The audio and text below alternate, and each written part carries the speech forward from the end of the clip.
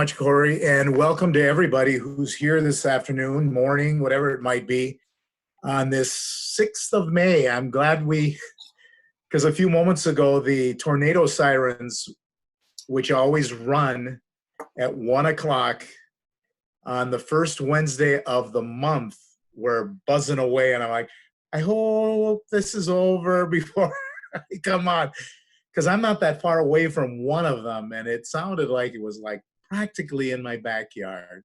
So thank you so much to all of you for investing time today with me. I do have a colleague of mine. That's the name you see down there of Nick Selwood. He is also very focused, but he's very focused on the education side. And so he's going to be listening in to understand what some of your concerns are and what some of the opportunities, because there's more to Vanco than what you've probably been exposed to. But I'm going to talk primarily with how it is that we've been serving organizations, schools. In fact, I just reviewed, probably about 2 hours ago, what are the top churches that are clients within the ELCA of Vanco's. And I think about 5 of them had schools associated with it. So we know that our resources have been important parts of helping you make the experience that much more effective and timely for your parents and those other supporters that help support your school. So I do have a little slide deck, so I'm gonna make myself go away, and then I'm gonna share a screen for you, and we're gonna work from that because I wanna do a little level setting to begin with.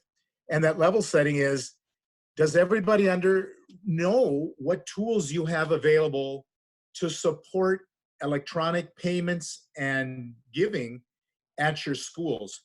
So I thought, well, let's just help level set everybody so that everyone can walk away saying, okay, I didn't know they had these tools, but it's great to know that this is available. So let's start with that. So I look at it from this way. What's the opportunity? One is we're going to take this moment in time in which this global pandemic has forced schools to close. I mean, I'm married to a teacher, a high school teacher here in St. Paul, Minnesota. I know where she would prefer to be teaching in front of her classroom instead of doing it the way she's doing it today through the online resources, tracking down her kids. There's a reason why kids go to school. And then in addition, I know that you have parents who just can't wait for the opportunity to get back in. But you know what? I think we all agree it's not going to look anything like it did before. This will be a transition as we make our way back. So how can these tools help you when perhaps you didn't know that some of these resources were available? So let's find out how Vanco can help. We're going to take a look at some e-giving pages, payment pages, registration pages.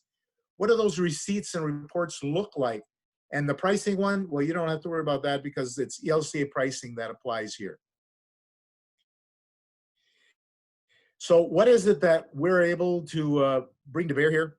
I believe that you're always being great stewards of the organizations that you support. So you're looking for cost-effective and safe e-giving solutions.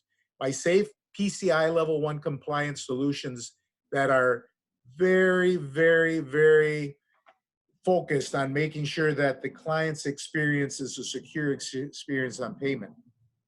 Next is making sure that those donations and payments are easy for your members and visitors. Making sure that the opportunity to give to your members so that they control when they're making payments or donations in real time. And then finally, multiple ways for your members to pay or give, including via online, using their smartphones, or it could even be something like a text account. So it's just knowing that these things are out there. So how can we help? We want to make sure that we're offering a suite of e-giving tools that you can make available to parents and supporters no matter where they are. Time, day, location, doesn't matter.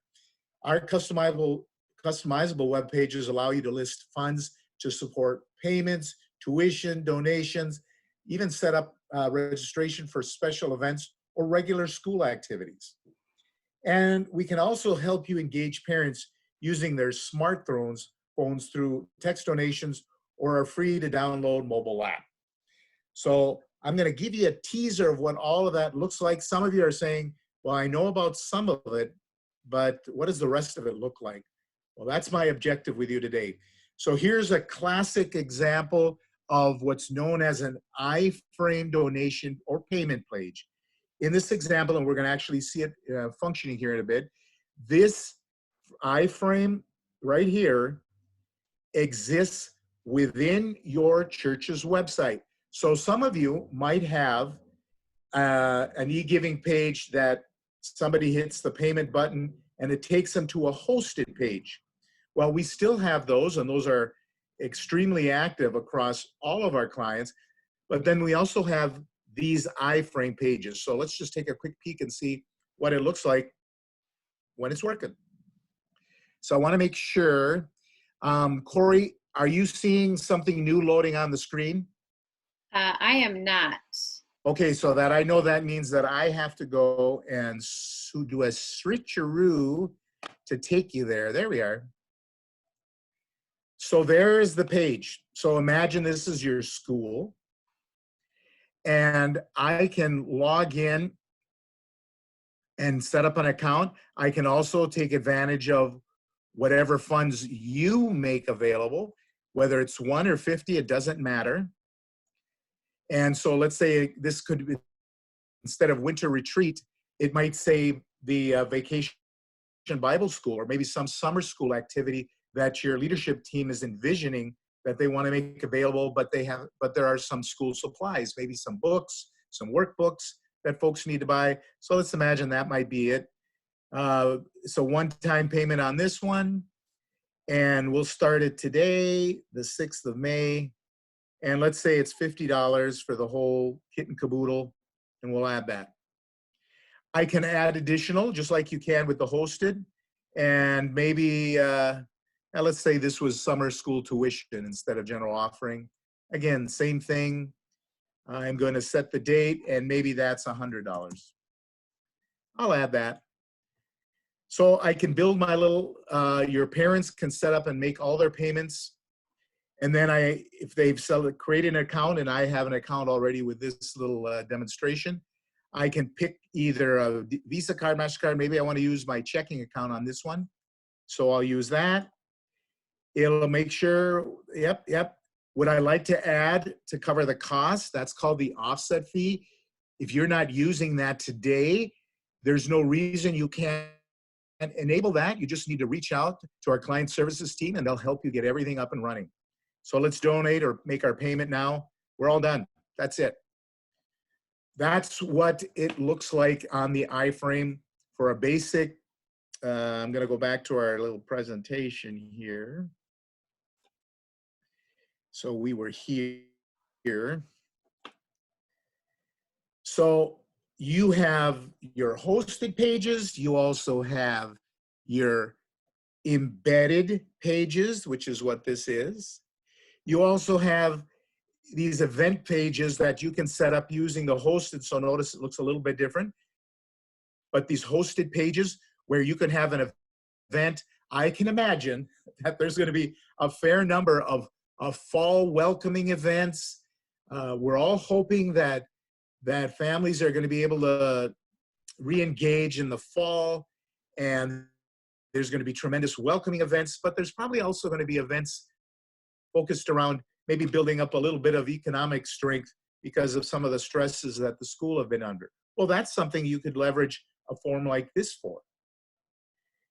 Or maybe you want to sign folks up for Vacation Bible School, or however else you might envision it. There's no reason it couldn't be deployed for other purposes. But in this example here, let's say this isn't a live example here, and I don't want to leave the presentation, but you've got a couple of different examples here where you can sign up 1, 2, 3 kids already preloaded with the value, and then you just continue on and make the payment. Again, these are ready and available. You just need to reach out and say, this is what you're trying to do. Here is an example of a tuition page. Well, this one is, I call it tuition, but it's a pledge page, but you could easily convert it into tuition. So if somebody is paying is on a payment plan, they can set it up and have everything managed right out of here. That mobile app, that's free to own. You know that you can use this, your parents can use it to make their payments. It's free to download. They just go to Give Plus Church on either the Android store or the Google or the iOS store. You download that. They can either enter the zip code of the school, or if they're near the school, they can let the location services feature of the mobile app go ahead and find that school for you, and boom, they're set up. The neat thing is that your ID, your password, and your user ID is synchronized across all of these tools. So if somebody uses the embedded page to set up a payment, now they want to make a payment for summer school books, they can do it on the mobile app as long as the funds are made available there, and you control all of that. We also, so what does it look like for these receipts? Well, here's an actual receipt to a church in Vacaville, California. They come in, if you haven't experienced it personally, your parents receive electronic receipts as long as they're putting their emails into their profile, and it'll explain what exactly they paid for. So it would be tuition, maybe school supplies, all of that there. If there are funds that you've made available, it will list it here so they have a true accounting of what they've paid for. Text is another one, because oftentimes people think text is just for use in a basic scenario where I'm going to give, there was one of our church clients in Memphis right at the beginning of, I think it was in March, that their church was wiped out. But because they have these electronic giving tools, they've been able to just relocate the physical church, but everyone just continued to give through these tools, one of which being text. And you can either have one fund dedicated to text, because maybe it's for an event that you're having. It could be, I just helped the church in ELCA church in Robbinsdale for their Mardi Gras about a month and a half ago, or maybe it's closer to 2 months now. And they had text available so that folks could pay their winning bid amounts through Give Plus Text, and it was for their school. Text also generates a receipt as well. So as long as folks are putting in their email addresses, they're going to get an electronic receipt so that they know exactly what they've paid for, and they can reconcile it on their credit card. All of this activity happens and generates reports that many of you are very familiar with. You pull these reports. This one is the Merchant Service Fund Detail Report example, where you can see how many dollars are paid using either American Express, Discover, MasterCard, or Visa. That discount amount there, that's a reflection of what the percentage rate is that they're paying. You can see the number of transactions so that you're always aware of how it is that people are paying. You also see at the bottom the names of who paid, what funds they paid for. And in this example, you can see it's definitely flavored for churches, but your own school can definitely take full advantage of leveraging funds. And then you have your weekly activity report that basically tells you everything that's going on. How is the tuition capture going? How many are paying via electronic check? That's what ACH is, or merchant services. You get all of these tools, they break out so you can see the cost of doing that. So it's a very robust example. So let's see here. I want to be respectful of everybody's time. And I know I've had a couple of questions in there. So let me dive into a couple of those. Is there an app for payments? And this one is for Laura. Yes, in fact, Laura, that example that I just showed you there, why don't you go ahead, and I recommend downloading the Give Plus Church app and then take a look at what it looks like and say, wow, I could be putting tuition out there. You're absolutely right. And one of the things I did share with Corey, and I'm just going to tease you guys with it because not everybody has even heard of this yet, is that we have a new version of the Vanco mobile app. And Corey, I think this is something that we definitely will want to show this group. as it just was released on Monday. And what makes me think that this would be incredibly effective for you as church leaders is that imagine being able to have with your smartphone an app where you can extend invitations to parents. Maybe it's the first grade parents of Ms. Bauer, the teacher of first grade, and it's all of her folks. Well, she can be communicating with them through the Vanco mobile app. And if it's something that you needed to reach out to an individual parent to say, oh, could you go ahead and take care of that payment? Well, you can direct them right to the fund so they can take care of it electronically. Since what we are seeing, and this is, well, for me, it's been almost 4 years of serving the ELCA.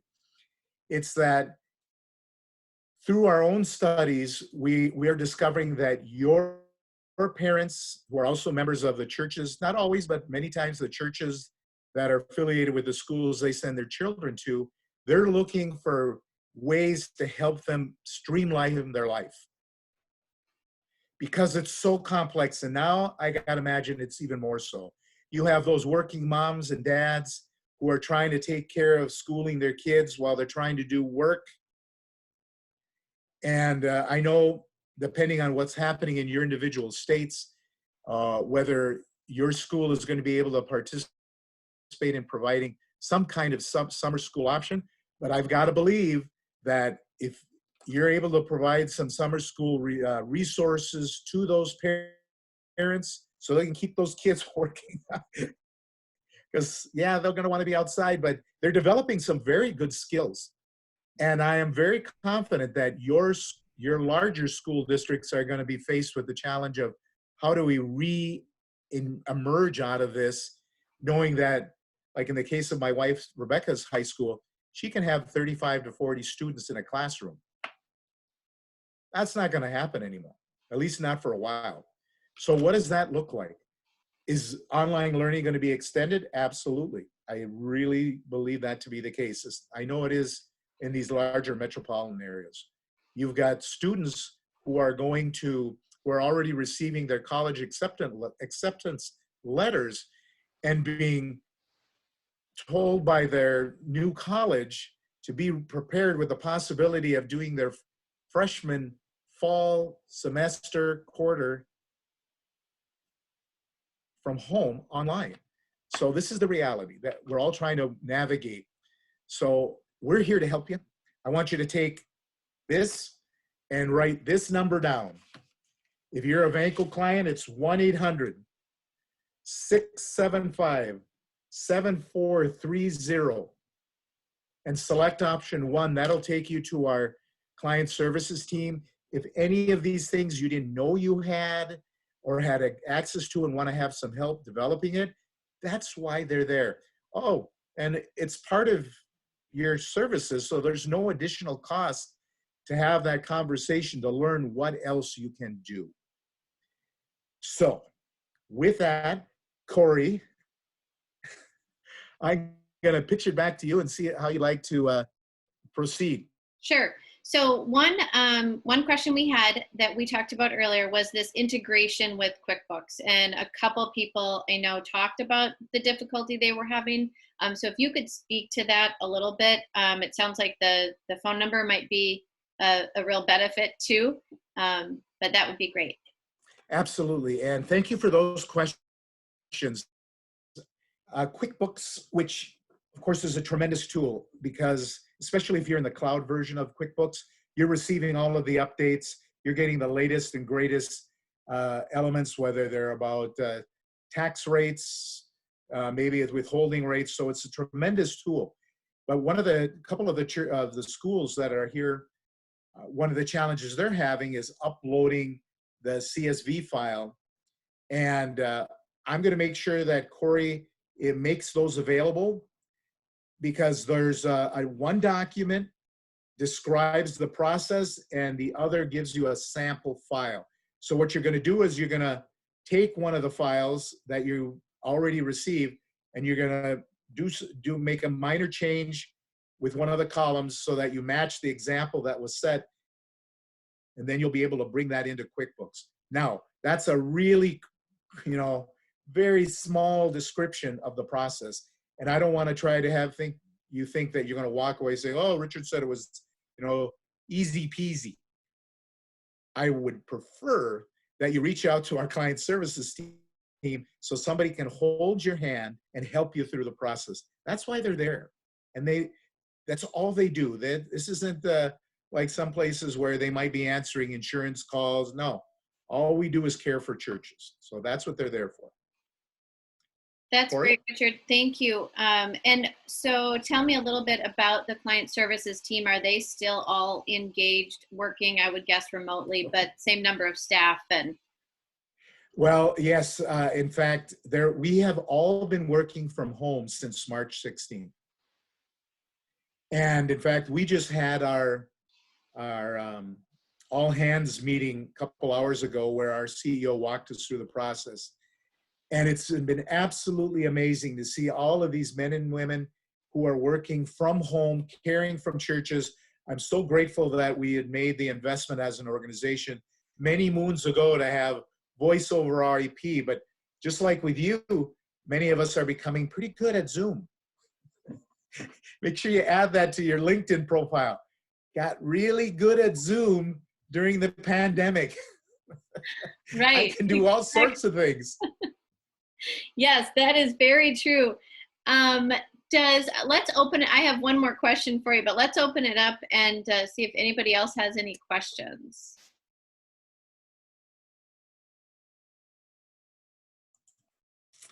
Again, don't feel intimidated, because if you have something you want to take back to your office or your home office and look at and then call client services, absolutely do that.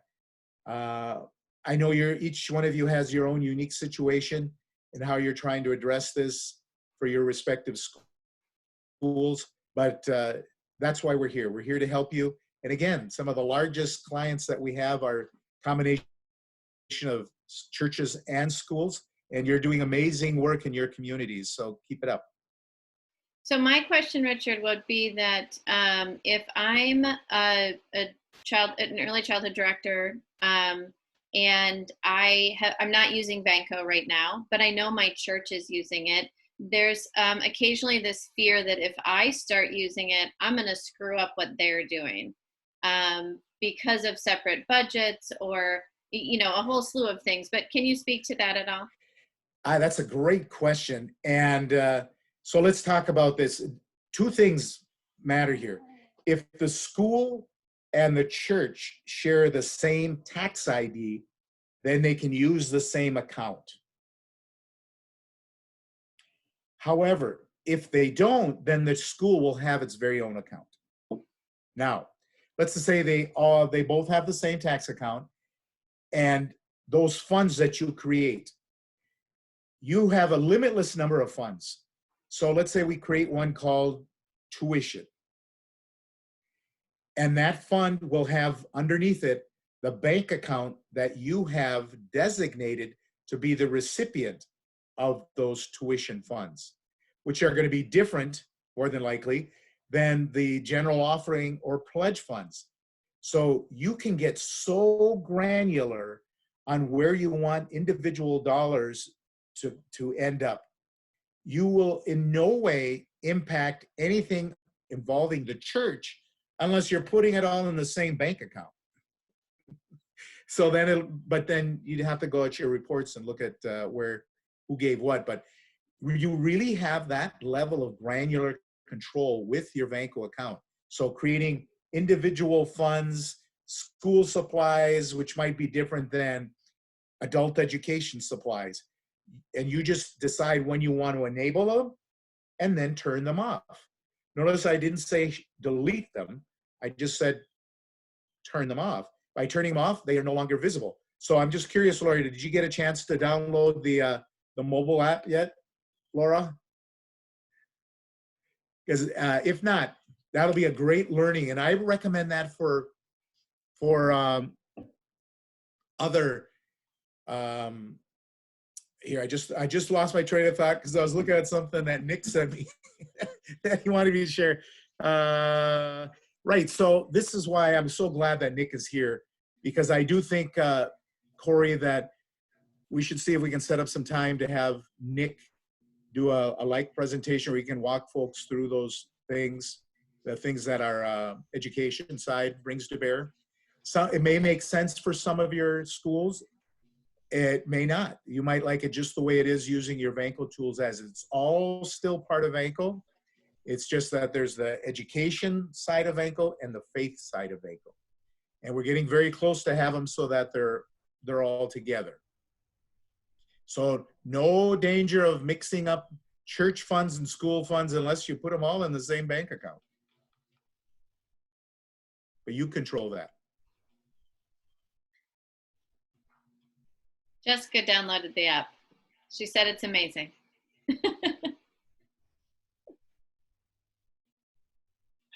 So I want to leave all of you and Corey with this.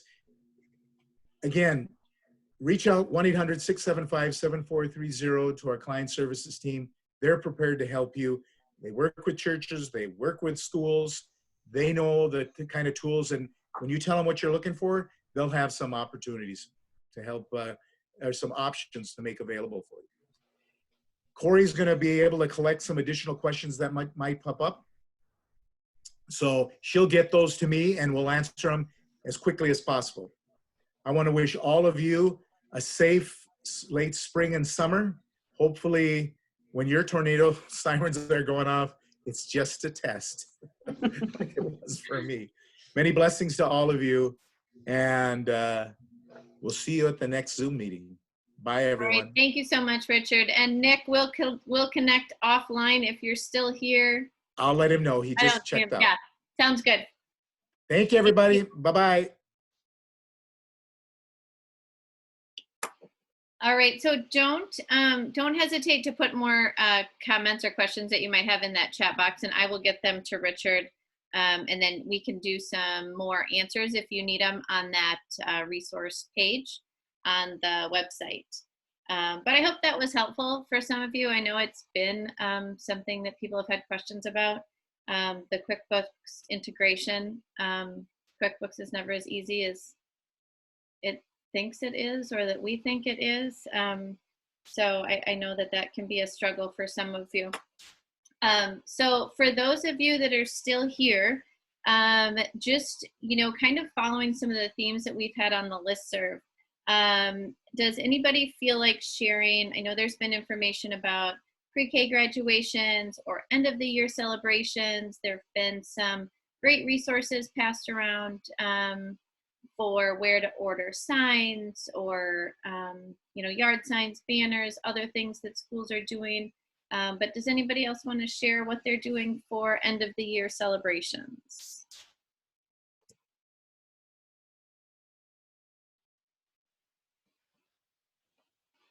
Well, I can tell you that we are having a drive-through for our students to come through, and all the teachers are going to be there, and we're going to cheer on our kids. We're going to hand them back materials that are theirs and just try to give them closure. Since we are mostly preschool, it's still hard for our little ones to understand the closure of school.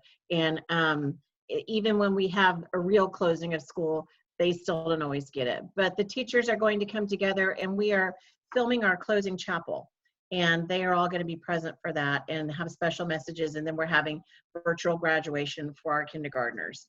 So, just trying to make it as special as we can for them. And I'm finding also that my staff needs as much closure as the children do, because it feels really hard to just walk away. Having seen our kids, the last time we saw them was when we left for spring break. And so we're hoping that these events will kind of help give some closure to everybody, because we are not opening again until the fall. Carla, does your congregation offer any summer programming? We usually have Vacation Bible School, but right here in Texas, things are opening very slowly, and our synod is still really recommending that we practice social distancing and pretty much not opening the congregation, even worshiping in person yet, because we really haven't leveled off or had a drop in that many cases. And so just for the safety of everyone, we are not really exploring getting back together anytime soon around here, because San Antonio is a hot spot. We've had so many cases here. Yeah. Thank you for sharing that, Carla. Does anybody else want to share what they're doing for graduations or end of the year celebrations? Well, I'll share. We are going to do something quite similar to what you just talked about, Carla. So we're going to do a drive up or drive through our parking lot. And then we're doing it. Each class is going to come from a designated 2-hour time, which is also a way of trying to limit the number of people coming through the parking lot. And then the teachers for those particular class will be there that day, and we will give them their end of the year stuff, their photos, and whatever else we might have. And we also talked about getting signs, which I know was out on the listserv, which I thought would be a great idea. Maybe put balloons on our fence and by our playground area. So kind of make it exciting for the kids to come. So. And Laura, you're in Wisconsin. What about summer programming? We typically have had a 4-week session, but we are not going to have anything this summer. So we are planning to come and open in September like we traditionally would. Our church does a VBS program usually in June, and they are looking to do that as an online, a virtual. So not sure what the success or the opportunities are for getting people engaged. They're doing a survey, and they've gotten a few responses. So I'm not sure what'll happen with that. Yeah, I think Richard was right in that parents who are homeschooling their children, I would be one of them, are going to be looking for a lot more resources than ever come summer, because they've been doing this and they've kind of got this schedule down, and we've got some routines going, and then summer really hits, which I don't even know what day it is most of the time, let alone if school's in or school's out. But I think parents will be looking for a lot of resources, and that may be a niche that some of your programs can fill, or be able to add some things that offer those resources.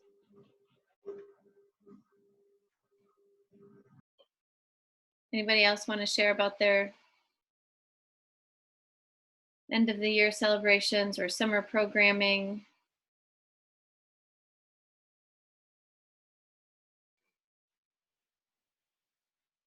Are any of you planning on opening before summer or reopening? Big nose, big shaking heads. Yeah. I think that's been a real challenge. I've talked to a couple directors recently who are trying to reopen. A couple in the Minnesota and Minneapolis area who are looking at reopening and just really struggling with all the different protocols and trying to align CDC with the Department of Health, with licensing. And they end up being kind of the go-between, as those organizations don't always speak to one another, nor do they always know what best practice in early childhood is. So that's been a real struggle for them. Corey, I have to say that I was listening to the webinar you guys did last week, and I think some of those directors spoke about how they were doing all the cleanliness stuff, and it was so overwhelming to think of that. And so I know, our plan is to open in September, and I'm just going to start the conversation now with my staff, because I know just hearing them talk about it, it took me a while to have that settle in and what that would look like. So I think we're just going to start talking about it now so that we give ourselves plenty of time to kind of get used to the idea. But thank you for having that opportunity for them to share, because it's good to learn from other people.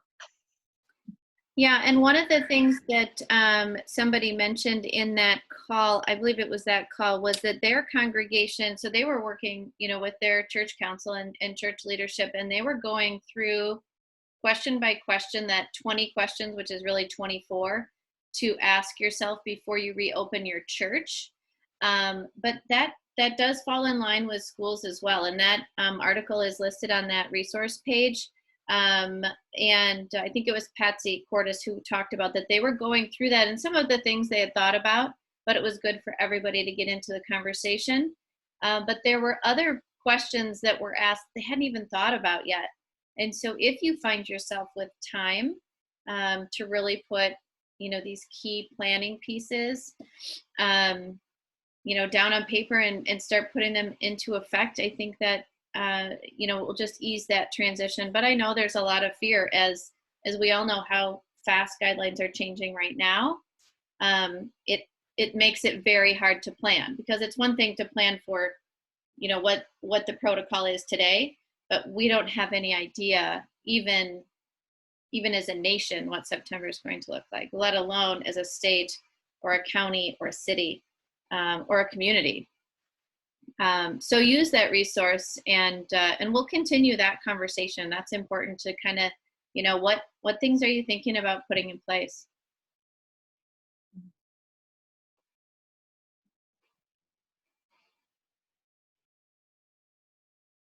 I guess for me too, I struggle with the whole business of being an educator, and then also on top of that being a cleaning lady. And so I mean, our staff already, vacuums 3 times a week, and, it's kind of, we have a supplemental person that comes in to clean. But just the fact that there's going to be so much of that involved, and how, how different that's going to look, if it is really what we're going to need to be doing in September. So, does that mean extra staff coming in to clean? Does that mean our teachers are not going to be cleaning even more than they already do? I'm just wondering what other people think about that.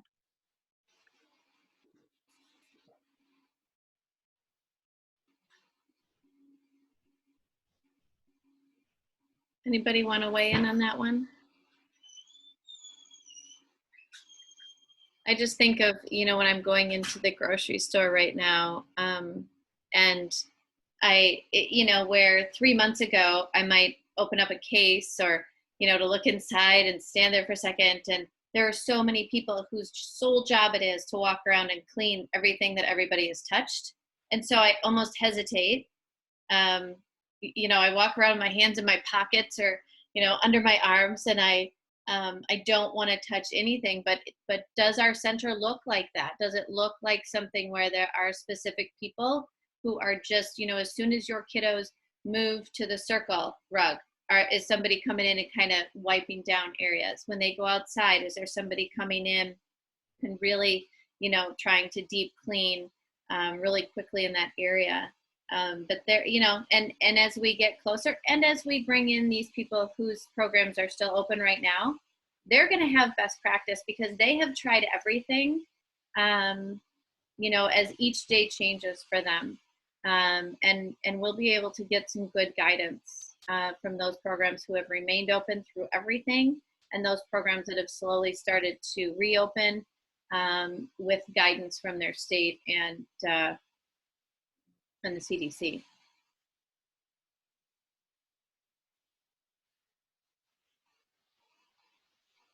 All right, does anybody else have any questions? I know I always say you guys are sometimes quiet, but sometimes you're just taking in information, and that's okay. But no, you can reach out anytime. You can send emails to me. You can send messages through Facebook to me. You can use the listserv to reach out to other members. You can pick up the phone and call me. My cell phone number is at the bottom of every email I send. So don't hesitate to reach out to me that way. You can text me. So please ask any questions you need, and we'll try to either answer them or get you connected with people who have some guidance for you. So at this point, we'll let you all sign off. Thank you so much. Peace and health to all of you, and God bless you for what you're doing. Thank you.